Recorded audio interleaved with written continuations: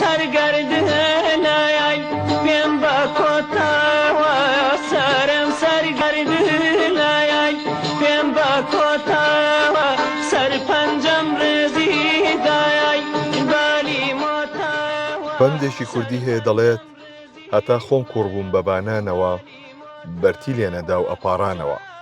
ئەم پەندە کتومت بۆ ژیانی هونەرمەند سەڵاح مەجید دەست دەدات. ئەو هونەرمەندە دەنگزێڕینەی گۆرانیەکانی لە سەرزاری هەموو کەس بوون، بەڵام ئەمڕۆ خەمێکی قوڵی لە دڵدایە. نەخۆشی و سەختی ژیان تەنگی پێڵچنیوە و کەسێک نییە بە تەنگیەوە بێت.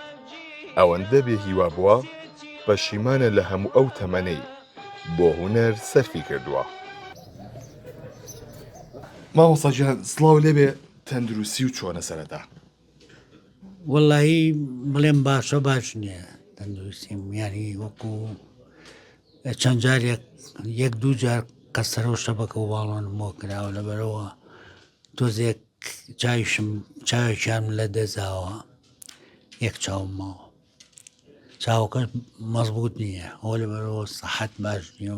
بژێوی ژیانە چۆنە؟ بەچی دابینیەکەی؟ وەڵاهی بژێوی ژیانم سفرە، لەبەرەوە هیچ مەزەرێکی مایشیم نییە. من دوایم تەمەنەش ناتوانانی هیچ کارێ بکەی،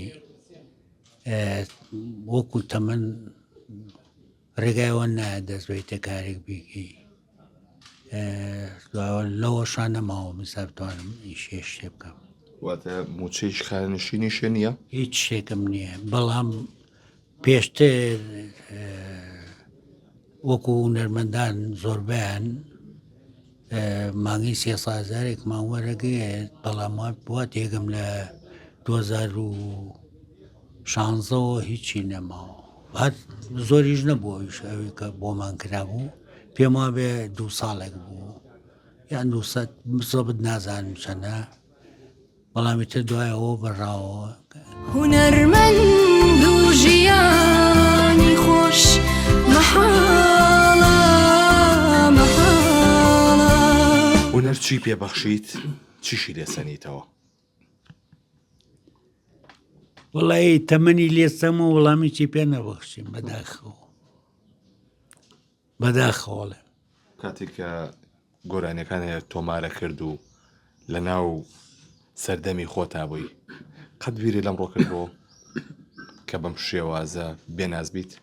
بە خەویش بیرم لێ ناکردەوە، خەویشم پێوە نادی بڵم تووشی ئەوە بم یان بە حیاتی بەفکرمان نهات.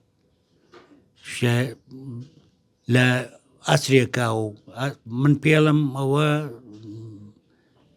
کاتێکی زێڕین بوو بەڕاست. بزانە تۆی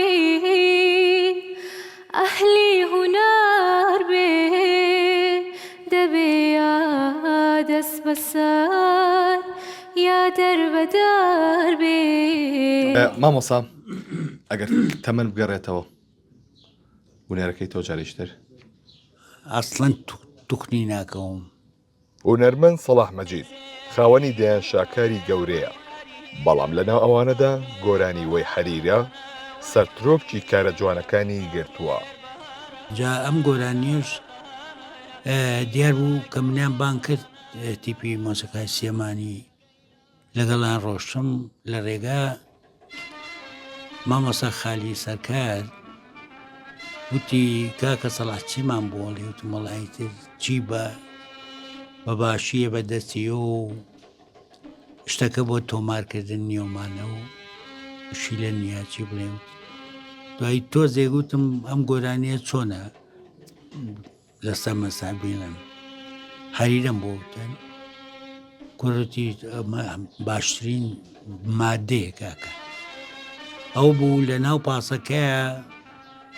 طبعا هەموومان نەزانین تیپ مۆسیقای سێمانی توانایەکی هەبوو، هەر لە ناو پاسەکەیە تەمرینیان کرد تەقریبە مەفهومی ئیشەکەیان وەرگرت.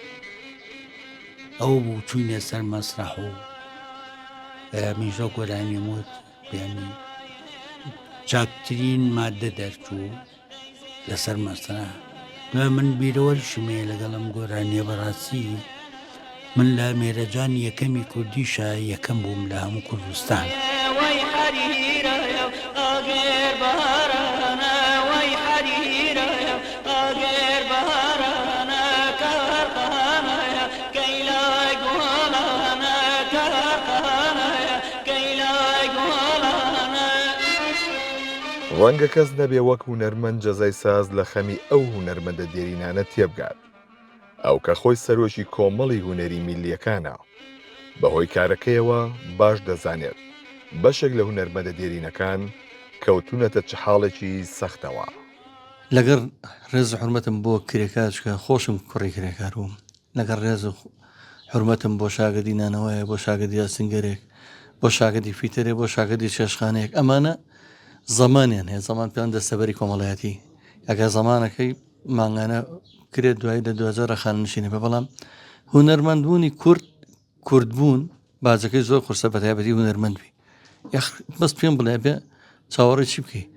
ئەو یەشتی زۆر جوانی و لێرەوە ڕاستی دڵم پڕ بووە لە ئەو سەردەمەی بە حەماسێک و بە جۆش بێزەوت کە ئەچوم ئەو هونەرم پێشکەشەکەر قەت چاوەڕێم ڕۆژگاران ناکەی. تۆ یعنی چۆن ئەبێ هونەرمەندێک یعنی هەموو ژیانی خۆی ببەخشێ بە ئێمە بۆ ئەی باشە بۆ هەمومان پۆز بە پایتەختی ڕۆشن بیدیۆلین بە شاری داهێنانی ئەدەبوو بە وڵاتەکەمان پڕە لە هونەر. ئەخە چییە هونەرەکە؟ ئەو پیاوەی کە ئەو نەرمەدەی ترێکە ئەو خۆبەخشانەی ئیکەن چۆن ئەبێ ئەماناوە بێ ناز من دوای بەڕاستی نازم چی بڵێمێنی هیچ پێ ناوترین لەو حاڵەتانێ ئەوەی لێ سنگەتەوە تەبەن ئەوەی لێ سنگەتەوە ئەوە ژیانەکەی لە کۆتاییە وەکو حەسەن زیرەک، وەکو هونەرمەندانی تر، وەکو ئەحمەد شەماڵ بە کەسپە لە جەرجیاوەکە و مەقاماڵێ بە مەقامۆڵی ئەمەندە زەویم دەست ناکەوێت بەقەت لە پەدەستێ لە پەدەستی مەخصیص 50 متر کە تێفەسێتەوە یان بەقەت کراسێ.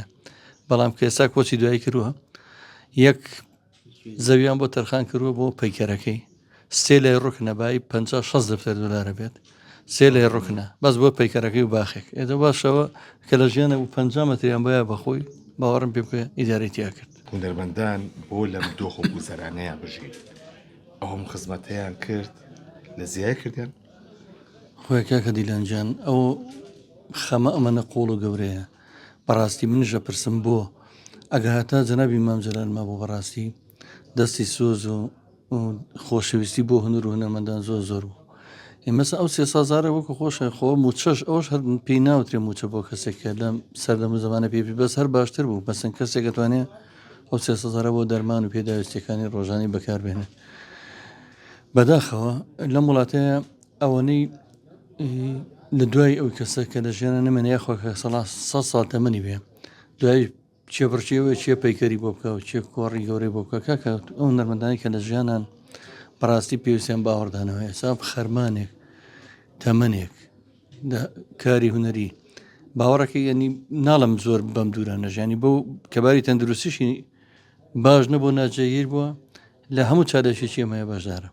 ئەو ئەندامی فەخری و دەستەی دامەزرێنەری کۆمەڵی هونەری ملی کوردستانە و لە سەرجەم کار و چالاکیەکانی خاوەن پێداویستی تایبەت لە هەر شوێنێک پێویستیان بە کاکسەڵا بوو بێت لە هەموو بۆنێکە لەگەڵمانە خۆبەخشانە لە پێناوی کللتورە لە پێناوی هونەرە تا ئێستاش بەردەوامە.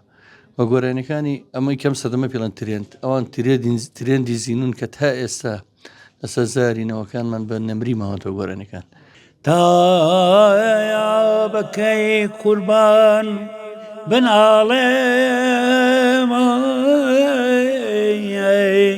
و بەێش و دەردەوە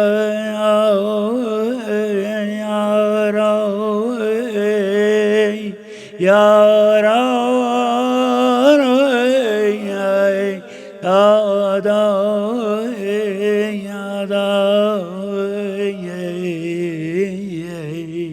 دەغڵە دەستی